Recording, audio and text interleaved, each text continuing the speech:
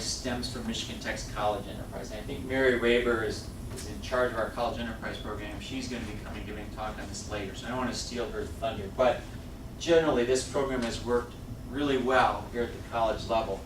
We've had an increase in numbers of participants, an increase in the numbers of teams. We started with 11 back in 2000. We're up to almost 30 now, maybe beyond 30 actually this coming year. It started with an NSF grant, a lot like High School Enterprise, and now it's primarily funded through corporate funding, which, as you might imagine, is getting quite challenging right now. It's had a very good effect on graduation rates. There's been a lot of patents for people who have been part of the enterprise program. In other words, undergraduate students have been part of these patent applications. So there have been a lot of good things from that program. Has everybody from Michigan heard of the Cherry Commission report? And those of you who aren't from Michigan, Cherry is John Cherry. This Cherry in this report is John Cherry, who's our lieutenant governor, has designs on being our next governor, and he wrote this report on higher education and economic growth, and this was in 2004. So the writing was on the wall that Michigan had a automotive-centric industry, and we needed to do a lot more to get economic growth in Michigan, and higher education was going to be a very important part of that. And there are all kinds of recommendations in this report, but a lot of the recommendations are we got to strengthen the link between K-12 and university. That's a huge thing, and this is what sparked the interest in high school education. Well, there's always been interest in high school education here at Michigan Tech, but it's what sparked the idea that would eventually become this high school enterprise program, this report. Shortly after that report, there's something called the Mraz Commission, and the president of our university is Glenn Mraz. He does not like this name. He doesn't like us to use it, but we use it anyway. So Mraz is the president of Michigan Tech, and here's this picture is John Cherry and Glenn Mraz at a world record-setting snowball fight that was here a couple years ago. Talked about, well, how can we strengthen this link? Well, we got the enterprise program at Michigan Tech. It seems to work really well. I wonder if something like that would work in high school. So they talked.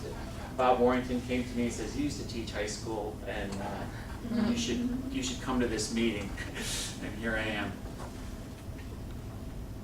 I talked earlier about this pilot program with 3 schools that we ran, and then we had Utica High School. They were doing underwater ROVs. Cass Tech was doing computer gaming, math, and science. I don't know if you recognize. Now, you were at Cass Tech. Have you been there a while? No. Just this past year. Okay. So Constance Montgomery was the coach at this point. We received a couple of awards to grow from 3 schools to 5 schools. So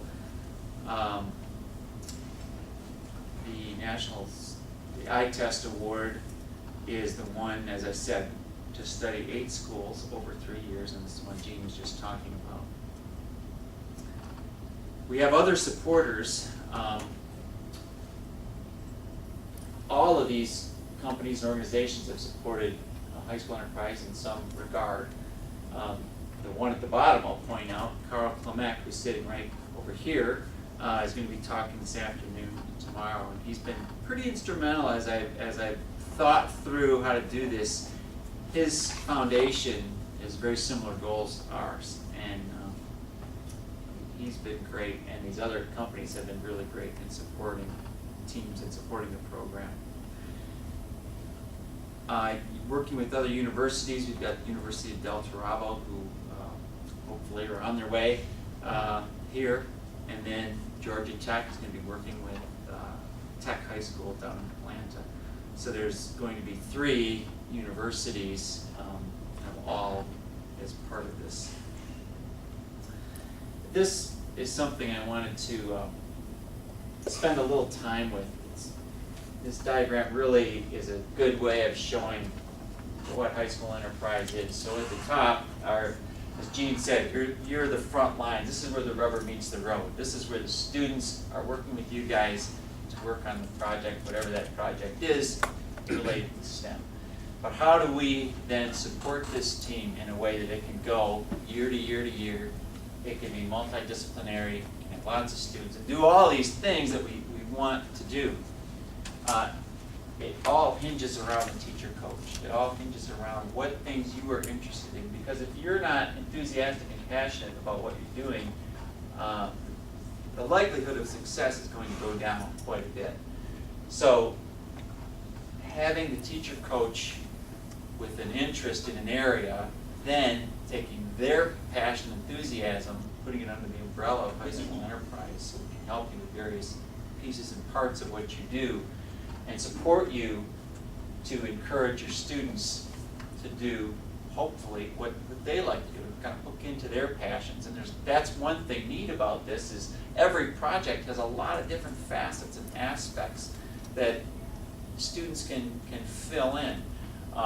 Maybe they're more artistic and kind of a creative type, or maybe they're more of a computer programming type or something like that. And there's a place for just about every passion, every area of study, let me say, that can fit into these projects.